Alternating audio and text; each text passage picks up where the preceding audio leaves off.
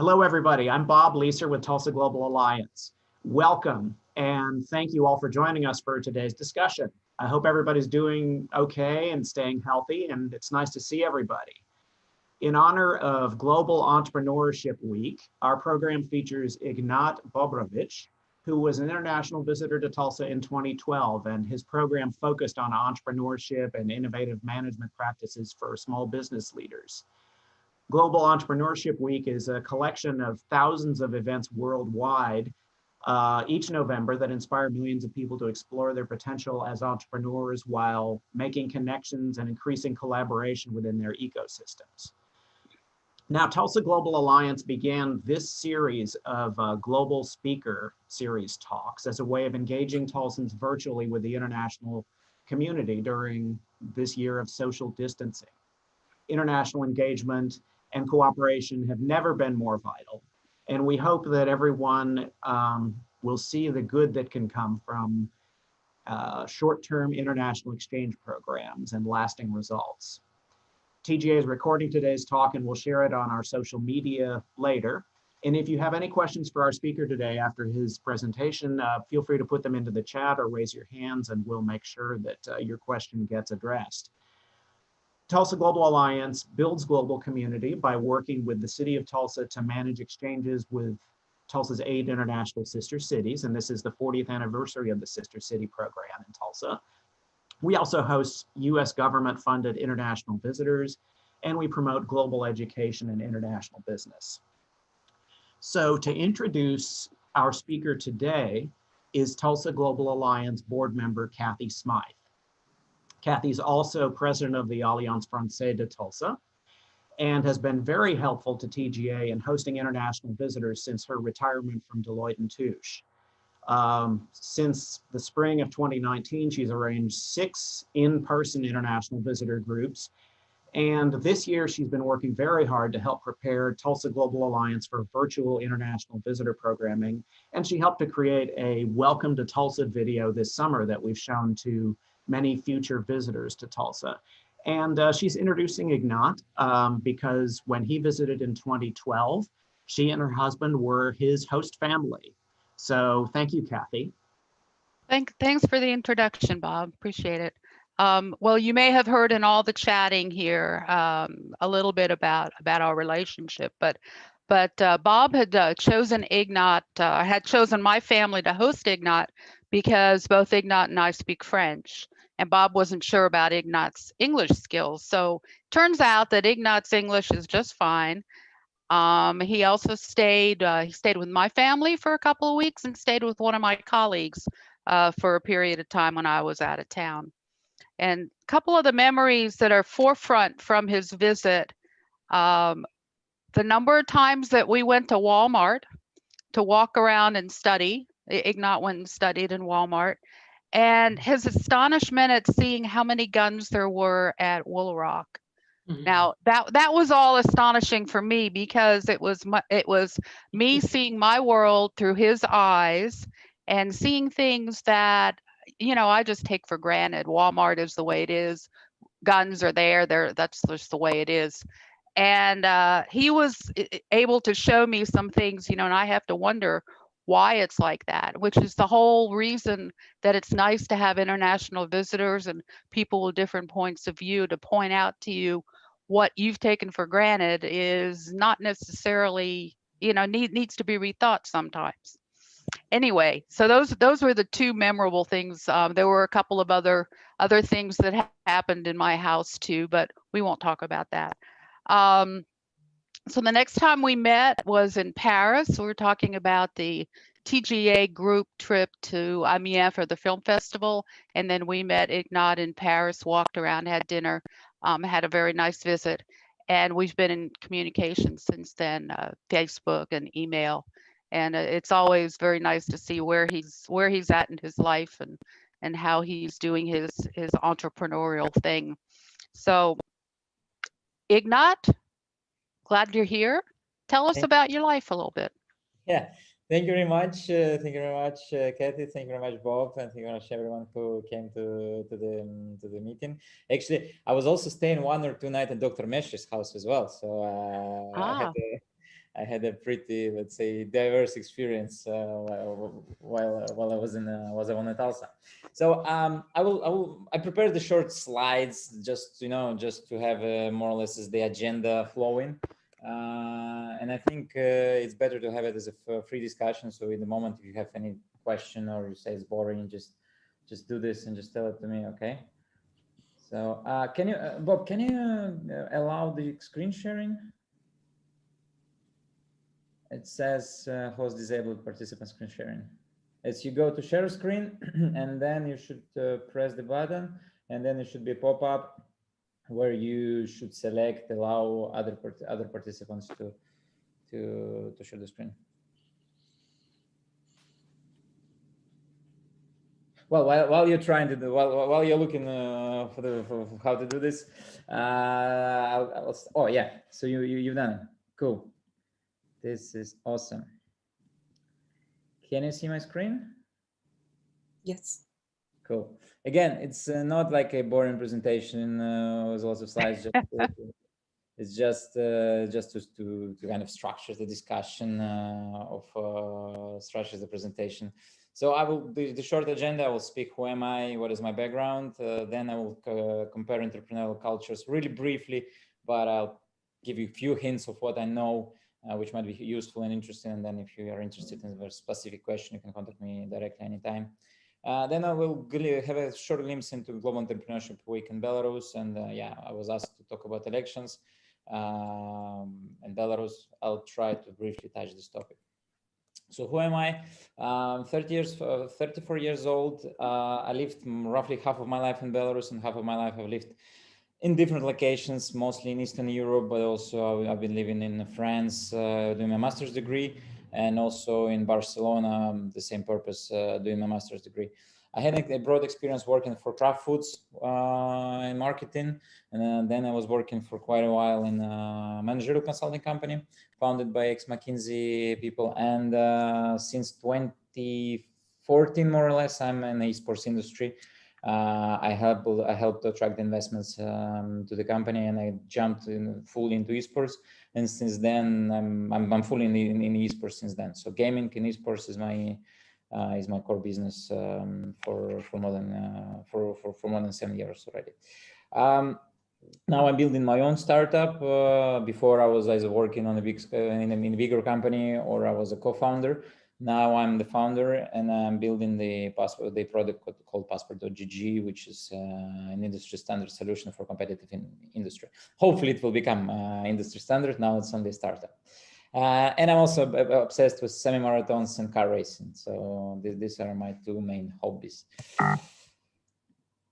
I'll jump now into entrepreneurial culture. I was thinking how to do this. I was thinking about some deeper analysis, but in the end of the day, it's very short, it's like 20 or something minute presentation. So I decided to give you a short overview of the places where kind of I spent my life and where I have an experience for building businesses and being engaged in businesses. And these are 4 places. This is Russia, where I've spent roughly 4 years, France, Belarus, and Estonia. And I decided, again, to do it very quickly, just bullet points. And if you want to know more about specific things, just let me know. So about the overview, Russia. Russia is a huge country, but the majority of things are happening in one city, which is Moscow. And it's very vibrant and very fast-moving city, where entrepreneurial culture is following. You either be bold, you need to move around, you need to talk to people, you need to be brave, otherwise you'll die. Then you need to scale up, and you need to do this in Moscow, or you'll die. You need to be innovative. I'm very surprised, for example, from Moscow, after Moscow, going to Western Europe, like for France or somewhere, I see how backwards the Western countries are in terms of technologies and innovations inside of the culture. It's not like the government is pushing this. It's more like people didn't have established structures before, and they just building new things, which you cannot imagine sometimes in Russia or in Western Europe. Starting from banking sector, going to deliveries, etc. It's much further down, and it's so innovate or die in Moscow. This is the culture. You need to run faster than anyone else, otherwise you'll die, because the competition in Russia, Moscow is a huge market, and but everyone is running fast, so you need to be really faster than others. And you need also to know how to sell. It's very interesting, the experience I have after going, for example, after Moscow, or I'm going to Belarus, and I see how Belarusians don't care about selling, like in marketing or nowhere. They just don't care. There are no systems, there is no approach, there is no CRMs. And in Moscow, even a kebab shop in the street, they will have their own CRM system with a loyalty card, because they understand, okay, you need to sell good. Then we go to France, which is also a big country, which has a completely different mindset, which has a completely different culture, which is very difficult for me. I'm still struggling to get fit into this culture, because this is very, very slow if you compare to other countries where I spend a lot of time. You need to have lunches and talks for enormous amount of time. You need to respect the traditions, and when they say traditions, sometimes tradition is good, but sometimes tradition is bad. It's very interesting fact which I didn't know previously. When I went to study in France, I just went to university. I said, okay, I like Bordeaux, I had a scholarship to go there, okay, I go. But when I was there, I actually learned that I will never have a C-level position in France, just because I finished standard school in France. If you want to be a top manager of a French company, you need to finish one of 5 or 7 schools of top schools. And no matter how bright you are, if you didn't do this, well, no chance. Yeah, and this is about rules and guidelines. It's very difficult for me, for my mindset, to work with French in Monegasque, because Monaco is also here, and I'm doing a lot of things in Monaco.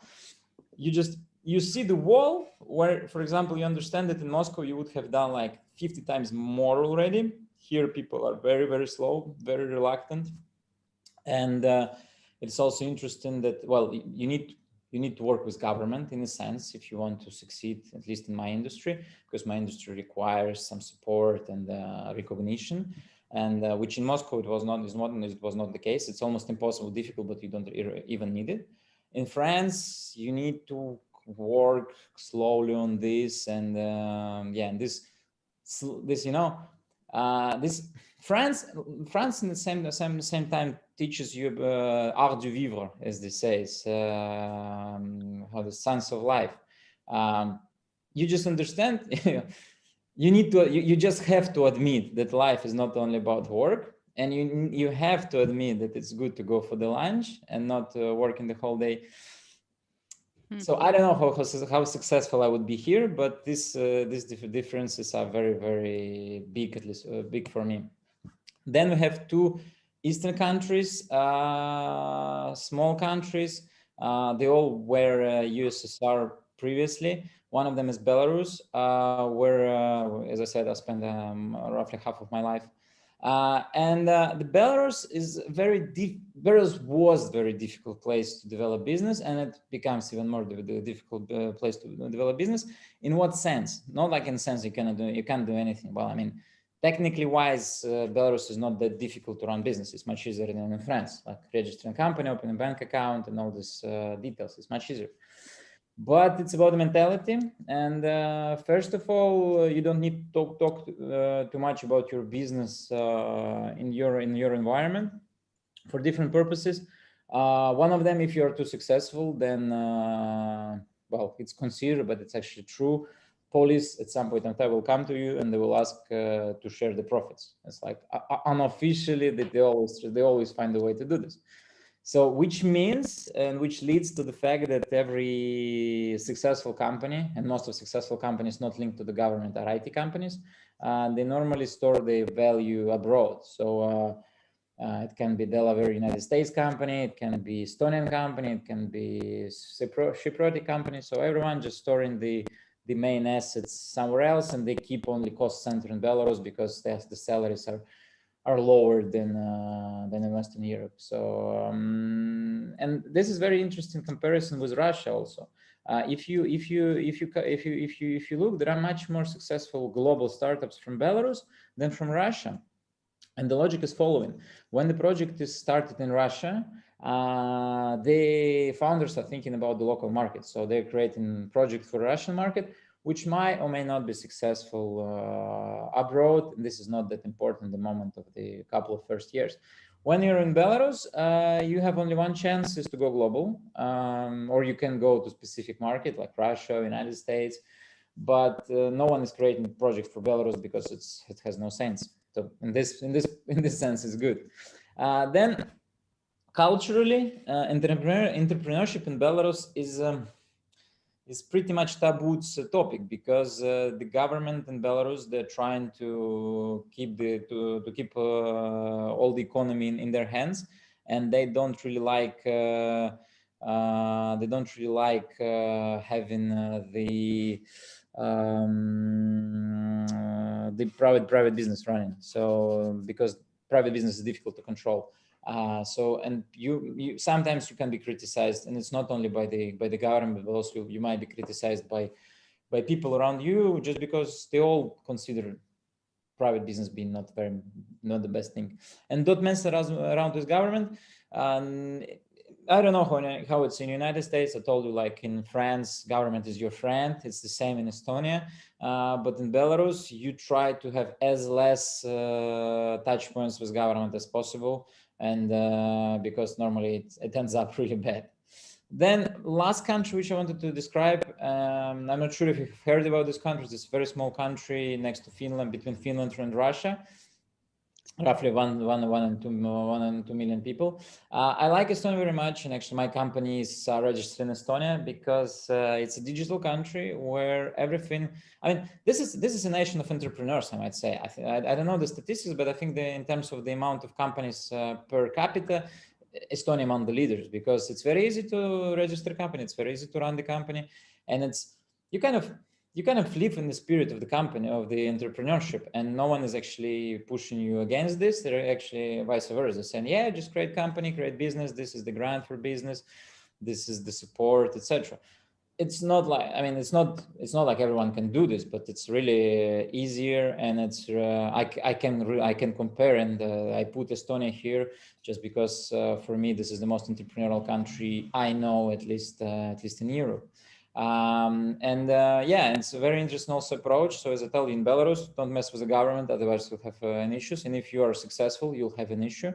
While in Estonia, even taxation system to the date, they're considering changing the system, but to the date, well, social taxes you pay as normal, but until you get money as a dividend and you reinvest money, you don't pay any revenue tax, which is really great when you compare to France. I mean, I was talking to people in France, and they say, we cannot open the company because once we'll get to some certain amount of revenues, we'll be taxed as hell, and they don't know what to do with this.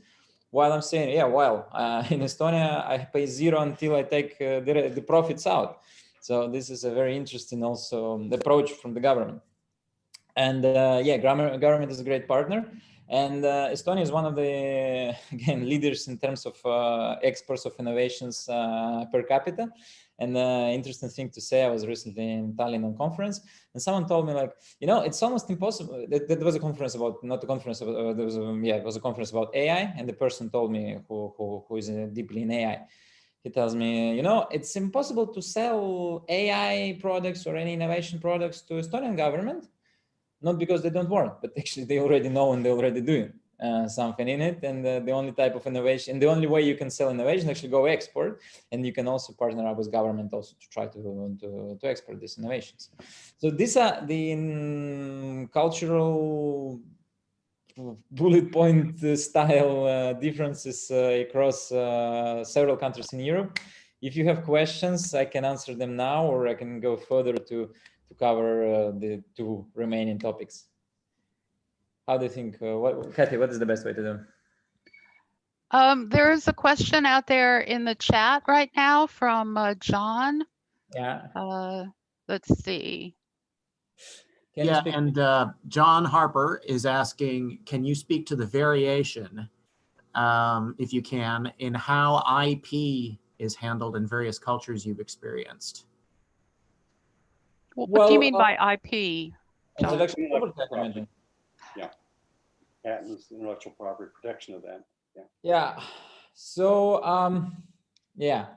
Well, in Belarus, I mean, again, so I will answer quickly and not without details, like explaining the deeper variations. So in Belarus, again, nobody cares about your IP. Nobody cares about what you have created. That's why normally everything you create where you have an IP, you must probably go and register it somewhere else. Russia is a bit more complicated in a better way. The IP rights are pretty much protected. There are some issues, but these are more specific cases. And I think that to say that they're protected and they're respected there to a certain extent. But again, if you're building a global product, you always want to have IP registered in Russia for Russia, and then you go to other legal jurisdiction just for global product. Estonia, it's respected and easy to register as everything else. France, well, in the culture, the IP, the patents is very deep, and sometimes I think that Russia from all four of them is the most IP centric. Not saying that they have more IPs created, not saying that they protect more, but in terms of mentality of people, they're thinking much more often about the IP. So, for example, sometimes I've heard that people patented the things which, well, in Russia you cannot even patent, and business-wise you don't even know why you would patent this. And in France, people just go and patent this. Did I answer the question? Yes, thank you. Thank you, John. So, how big are co-working spaces in Europe? That depends. I might say that co-working spaces are not as popular in most of the countries which I'm speaking about. So, for example, in Moscow, which is like 15 million people, huge megapolis, you don't have that many variations of co-working spaces. One of the reasons I think that the pricing is not really correct, because if you want to have a co-working, if people will go to co-working, it should be really great experience. It should be really worth of it. And the co-workings which I saw in Moscow, they were pretty expensive. And sometimes if your company have 2 or more people, it's better for you to sometimes to rent an office. We worked, for example, before the crisis, I think, and last year they kind of started operations in Russia, but even then they were not. You were not able to buy a deck place for you, at least in the beginning. They were selling rather big packages for companies. In Estonia and Belarus, there are some co-working places, but I don't know why it's not been that much popular. I mean, I know why, because it's pretty expensive, right? So, for example, if you earn, I don't know, 2,000 euro and you need to pay 300 euro for a co-working space, some people even before COVID were using more home offices rather than going to co-workings. But yeah, I mean, the concept of co-working is known in these countries, but it's not that much popular as you might probably see it in other places.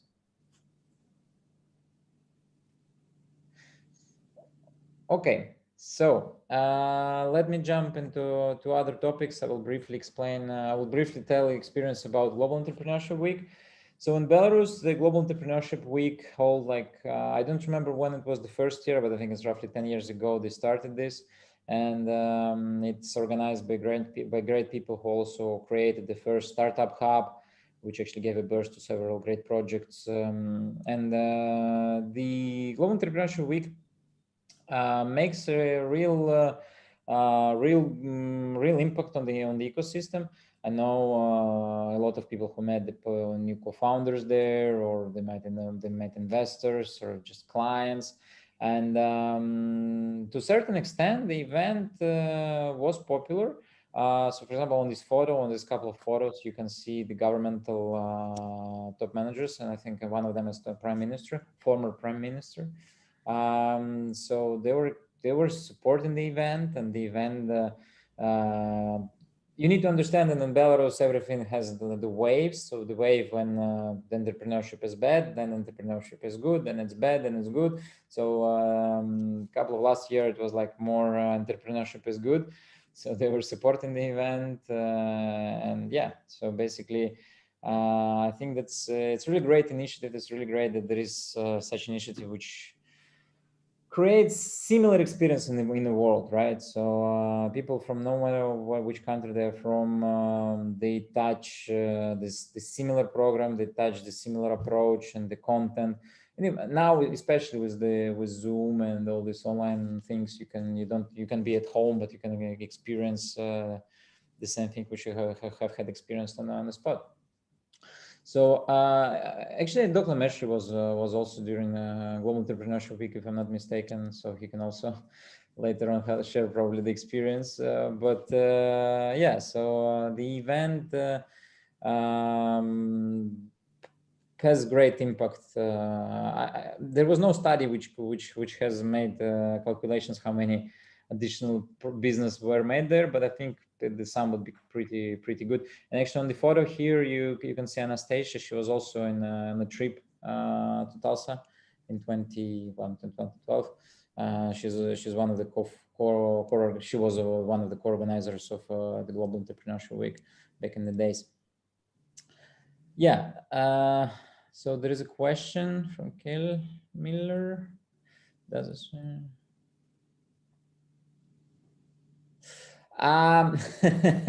Well, the question is not relevant for Belarus because we don't have political parties. We have one guy who is in power for 26 years, I guess, and he rules the whole party. So when I say about the ways, it's not related to anything besides, let's say, the agenda in economy and his mood. So unfortunately, there is no multitude of views on this.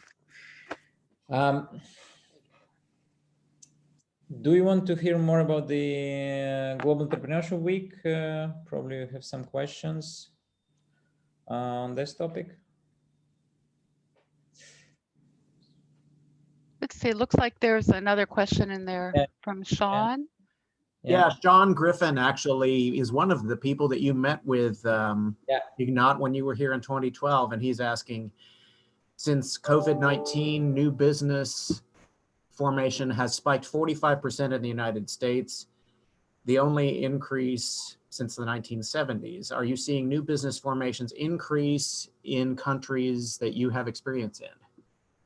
Well, if the question is regarding since COVID times, which is like more or less March, then I think no, I see a lot of businesses being closed. I mean, there are some businesses which benefit in a lot. These businesses are in e-commerce and other IT-related industries. But a lot of businesses are being closed, but the sole reason. The COVID has very different approach now in different countries. In France, for the whole year, I think that restaurants, fitness centers, and other places like this were open. So they were open, well, January, February, 2 months, and then June, July, August. So probably 5 months of 11 they were open, and the rest of the time, roughly, but the rest of the time they're closed. So now you have only big shops, supermarkets which are open. You have post office, bank, and some other and pharmacies. Other than that, the majority of other businesses are closed, which definitely has a great implication on the businesses. Then this is about France. It's similar in Russia. Russia had lockdown for a couple of months in spring, Now they don't have a lockdown, but they have a lot of limitations, and a lot of servicing companies are struggling, and the whole economy is struggling. So you might say, so I think that we are not even understanding what will happen soon, because a lot of people will lose their jobs in lots of industries. Lots of companies will go bankrupt. I have a couple of my friends who are here in France, for example. They have offline business, and well, I mean, after the first wave of COVID, they kind of received support from the government, but the support, well, it was enough to maintain until the second wave. But now what? So now again, as everything is closed, and like when the lockdown is ended, they will again go and ask for the governmental help, but the government will not have probably these funds already, because the amount of companies like this one will be huge. So I think that this is in the end of the day, it might lead to growth of entrepreneurship, by sole reason that there will be no jobs. So there will be no jobs, and I imagine that the governments might invest into development of the entrepreneurship, rather than just giving some social support for people who are for unemployed people. But yeah, but this is, to me, this will be a driving factor definitely for the growth. But then the question of the markets, right? So you need to find the markets, and if other people will not have money, you will be struggling to grasp a lot of revenues. So this is more about France. Russia, I told you as well. Estonia didn't have any implication. Well, not any implication. It had much less implication than France for COVID. And the majority of industries which are struggling is inbound tourism. But other than that, majority of services and the businesses are still open. And in terms of the businesses, well, I believe that they will be growing just because of innovations. It's everyone in Estonia now speaking about artificial intelligence, machine learning, etc. So I think that, yeah, it's the businesses in this sphere will grow there. As for Belarus, well, Belarus, my next slide will be concerned briefly about Belarus. So you need to understand that now I believe that only people who are working on state enterprises who don't speak foreign language and who are really afraid to go anywhere, these are people who will for sure will not move out from Belarus. I mean, I'm exaggerating probably a bit, but the huge wave of immigration is coming, and a lot of people, a lot of IT companies, like every neighboring country of Belarus is actually trying hard to get the IT companies from Belarus, because they're quitting the countries because it's impossible. People are stopped by police, they put into the prisons with no reason, and people are afraid. And a lot of IT companies just go into Poland, Ukraine, Lithuania, Latvia, Estonia, which are neighboring countries, or further. Yeah, so there also a question about from Sean about big business. Yeah. Unfortunately, that's what we have. I mean, the big companies are covering almost any sector of the economy, and you need to be really innovative to come up with any product, right? So, and you have huge companies like Google, Apple, and others like Microsoft, kind of controlling the western part of the world in terms of the services. And they have, like, I mean, they know almost everything about you. I think I saw somewhere a chart that Facebook probably is the leader, and then they know like 75% of your private information, something like this.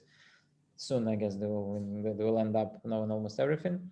And yeah, that's scary thing, and the dictatorship of the big corporations is a scary thing, I guess. And I believe that it will continue going bigger and bigger. It's interesting to see that now it's not only United States companies, but some countries are forming their national tech leaders, right? So, for example, if you take Russia, there are a lot of laws which kind of limiting the growth of Google, Facebook, and other companies, and which are helping the local companies to grow. you go to China, where it's like completely their own world, and the half of the applications and sites which you're used to, they're not even accessible. But yeah, these big corporations, big companies are kind of ruling this. I personally believe that this is bad, but then I have no idea what to do this and how the governments will rule this. I think that probably, it's just my personal opinion from my educational background, that probably European Union for a while will be one of more free places from the big companies control than others. This is related to the, let's say, this is related, for example, the laws with laws which are against of the domination on the market. So if there is a full domination on the market, you might receive a warning and you might not be able to continue being dominant on the market. And yeah, but if you go in general, definitely the companies are getting bigger, and they have a lot of cash, and they can either kill a good startup, or they can acquire a good startup, which in the end of the day will still have them the leadership in the segment which they want to cover. Innovations and new business formations are definitely possible, because I'm not an expert here, but I'm a true believer that this is in the sixth, or what is the number of the wave is coming, and the wave of technological curve. And definitely this is pretty much related to artificial intelligence, which might be a bit scary, which it is a bit scary, and there are a lot of philosophical, legal, and social questions related to this. But I think that this will bring a lot of new waves.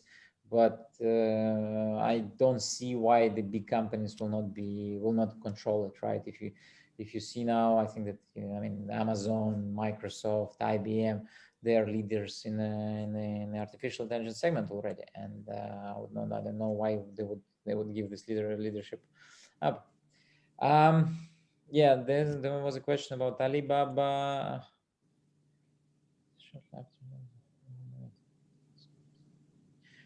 Well, again, this is more or less about the governmental control, and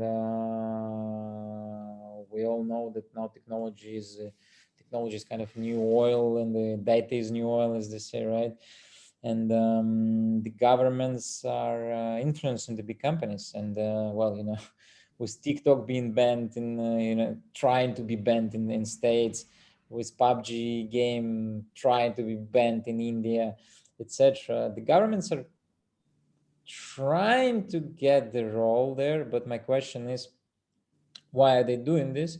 Is it for the care of the citizens, or is it for the care of personal business interest of affiliated people? So I think this is this philosophical question is pretty important for me.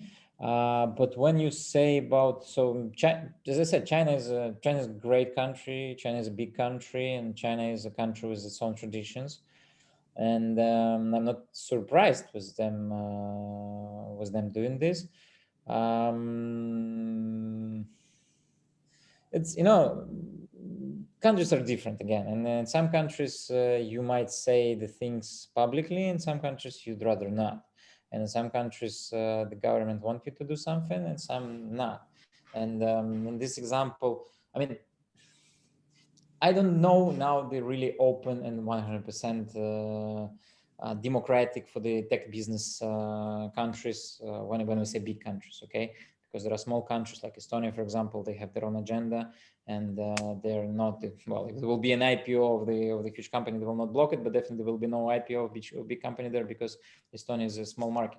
And when you, so for example, when you have Alibaba, it's a great company, but it's in the important part of the business is in China, and want it or not, but the government kind of tells what to do.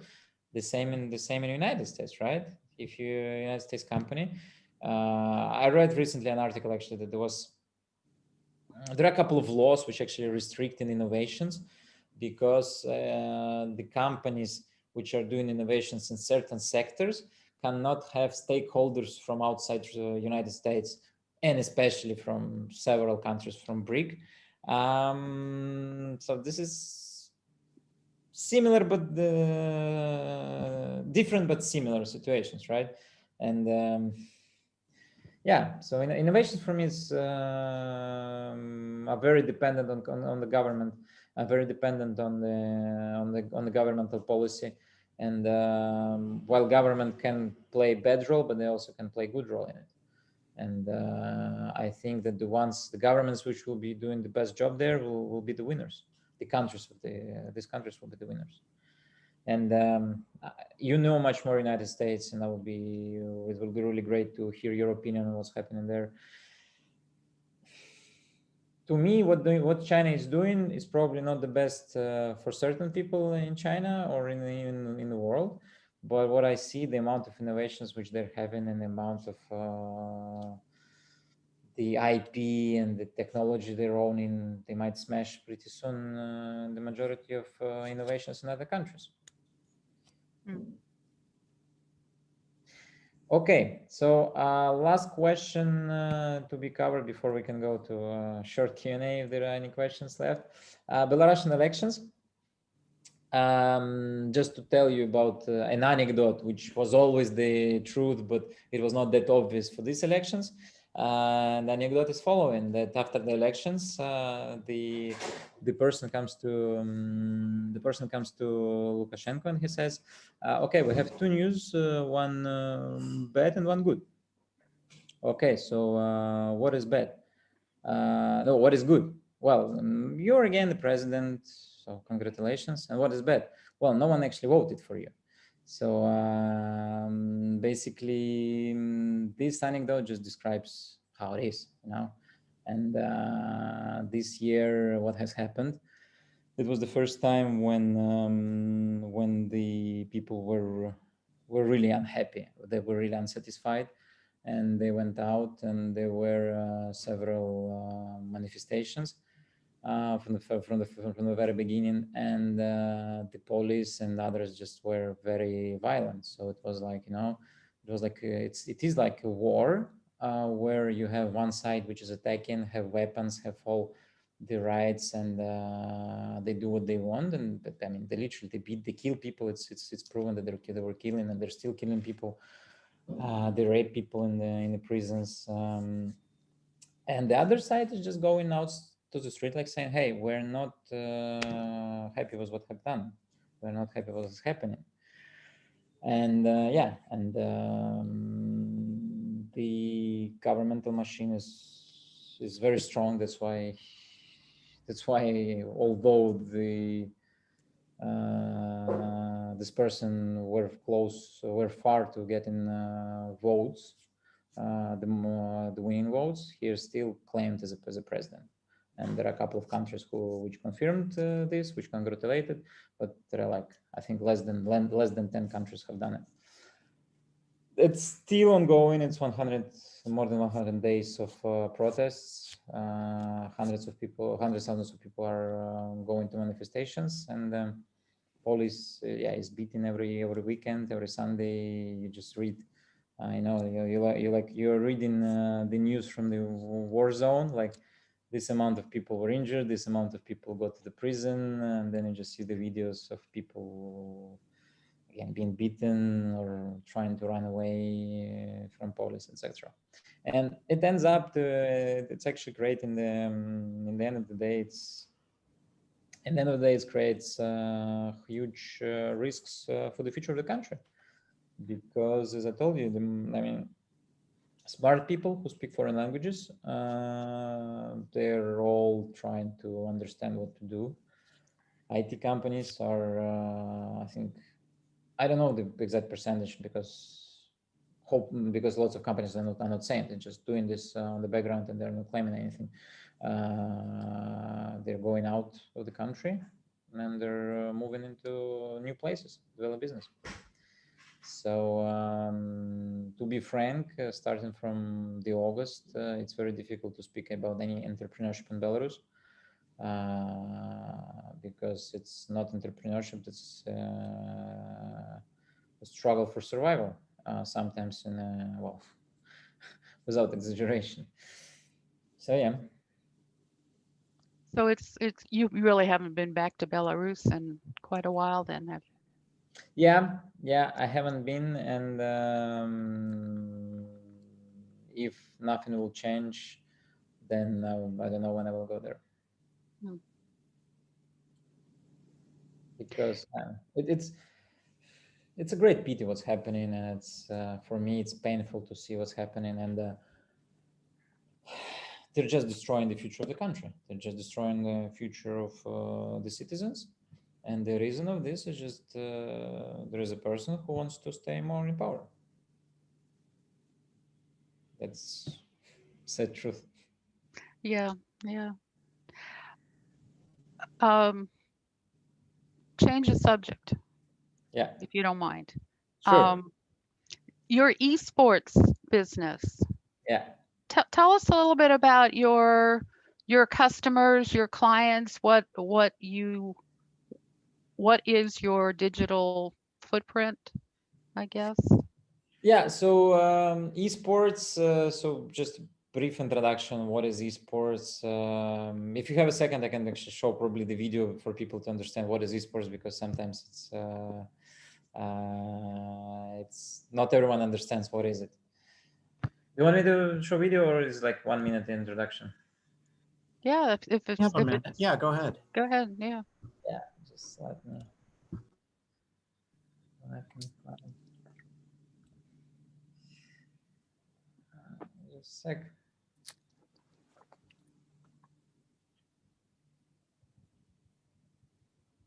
And Cheryl Vandenhendel at NSU says that they have an esports team there, one of the first in the United States.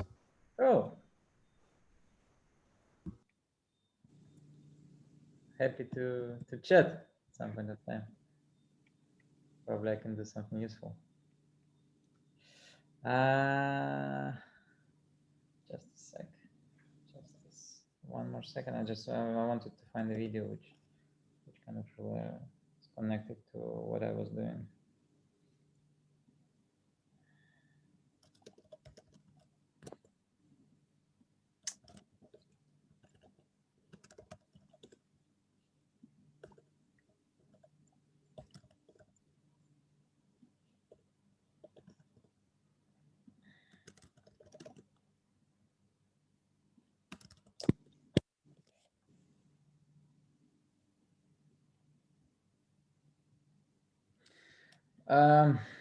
Okay, I cannot find immediately now the presentation I wanted to share with you, but I will probably just share with you what I'm doing and why I believe it's interesting for people.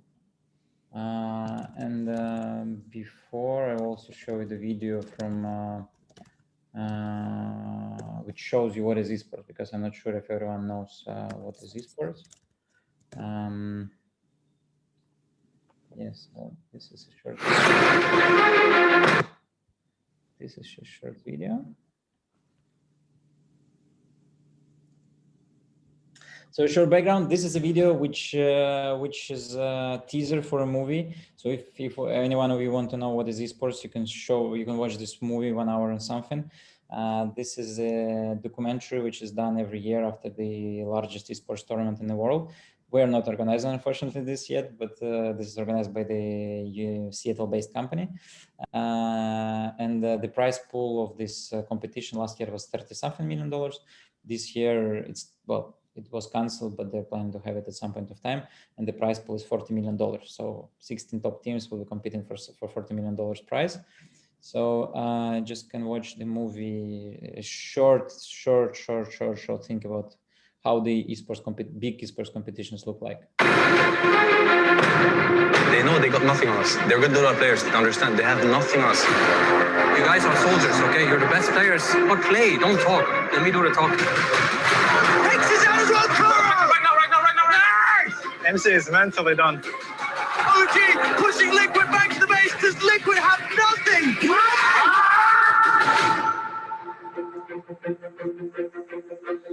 They just run at us. Yeah, they just run at us.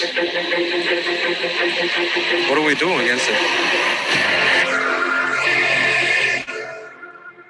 So this short video just to explain what is esports in few words. And in few words, esports is a sports of the future, or sometimes you might say even of today, because it became real mainstream already. So during the COVID pandemic, most of sports leagues were paused, and to a certain extent, esports was the only thing which was able to be alive. And starting from Formula One to basketball to football, they all had to have activations with esports, just because it was the only thing they could do. And the market itself is roughly 500 million people of esports fans. And yeah, I just wanted to share you this slide. So and the gaming in general is larger than TV and music combined.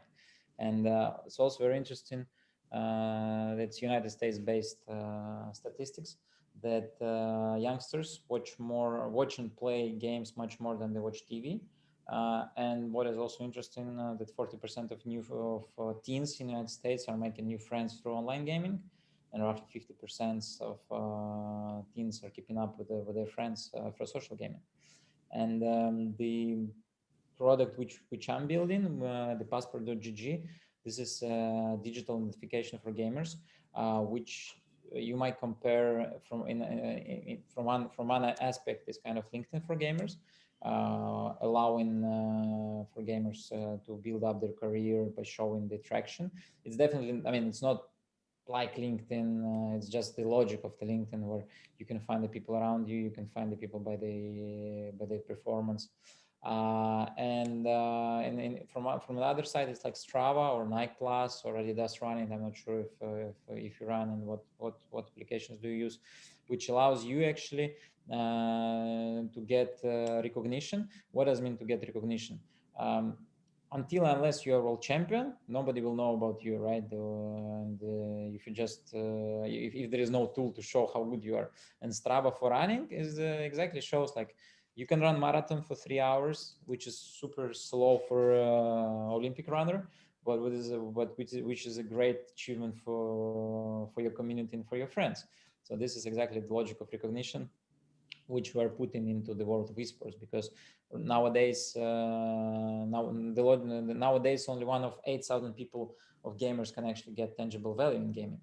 And this is exactly because right now only pro gamers can receive decent value, decent opportunities for gaming, because there are a lot of platforms, tournament platforms where they play, and the results are not comparable. There is no place which actually aggregates this information, and neither international or national esports federation are there yet in terms of creating the cross-border and even national-wide transparent system. And also the lack of fair monetary system, which doesn't allow the gamers to get to receive what they achieved and what they can get from the gaming. And there's a question here, Ignat, from Giselle Puente about whether the competitions are online or virtual now to avoid gatherings. Well, very interesting question. The majority of competitions during 2020 definitely were online, and that's why I said that from niche it became mainstream, because you can run esports tournament from whatever location. However, we were the companies which helped to organize the only live esports event in Europe since COVID pandemic. It was in Monaco, so we had a competition with live audience. Like it was a bit smaller than you saw in the video, but it was also pretty big, and it had live audience. Live audience events are very important for the industry, but with pandemic, it showed that the industry can survive, and one of few which can survive without any live event.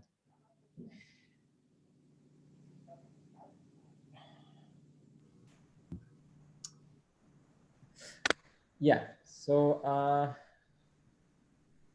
do you have any more questions?